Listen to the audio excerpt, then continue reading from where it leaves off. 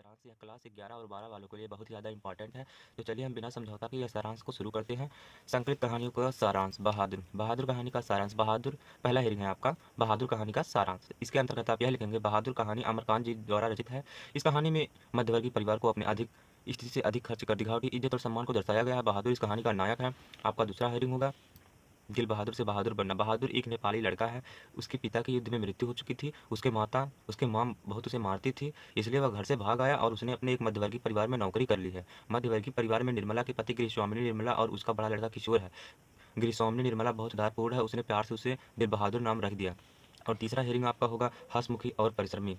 बहादुर परिश्रमी लड़का है। वह घर से साफ सफाई करने के साथ साथ घर के बाकी कार्यों में सहयोग करता है। वह अपना कार्य प्रत्येक हंसकर करता है। वह रात को सोते समय नेपाली भाषा में कोई गीत गुनगुनाता रहता है। अब है आपका चौथा हेरिंग किशोर की बदतमीजी। निर्मला का बड़ा लड़का किशोर है। किशोर बहुत रौब रौब और शान शौकत से रहने का समर्थन है।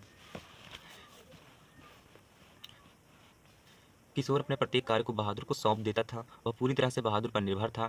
अपने कार्य में थोड़ी सी गलती होने पर बहादुर को भी गाली देता था और कभी कभी पीटता भी है। बहादुर मार खाने के बाद चुपचाप किसी कोने में खड़ा हो जाता है और थोड़ी ही देर बाद फिर काम में लग जाता है। एक दिन किशोर ने बहादुर और उसके पिता के संबंध में गाली दे दी। बहादुर का स्वाभिमान जाग गया और उसके कार्य करने से मना कर दिया। अगले दिन निर्मला के पति द्वारा पूछे जाने पर उसने बताया, बापूजी भैया मेरे बाप को लाकर क्यों खड़ा कर देते हैं। अगले दिन क्या हुआ, अगले दिन निर्मला के पति द्वारा पूछे जाने पर बताया, बापूजी भैया मेरे पिता को क्यों लाकर खड़ा कर देते हैं।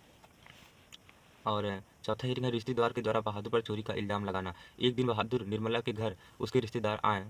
एक दिन निर्मला के घर निर्मला के रिश्तेदार आए थे। उन्होंने बहादुर पर चोरी का इल्ज़ाम लगाया। बहादुर के मना करने पर लोगों ने उसे डराया धमकाया और निर्मला तो उसे पीटा, लेकिन वह जब पैसा नहीं लिया है तो वह कैसे कहता। छठवां हेरिंग आपका परिवार के सभी लोगों के द्वारा पटुता का व्यवहार। उस दिन के बाद परिवार के सभी लोगों ने बहादुर के साथ कुत्ते की तरह दुत्कारने लगे। उस दिन बहादुर से बहादुर खिन्न रहने लगा। बहादुर हंसना, और क्या हुआ, बहादुर हंसना भी भूल गया। बहादुर को घर से भागना। एक दिन बहादुर के हाथ से सिलबट्टा टूटकर जमीन पर गिर गया। इस डर के मारे घर से भाग गया और बिना बताए वह सामान छोड़कर चला गया। बहादुर के जाने पर निर्मला के परिवार की गलती का एहसास हुआ।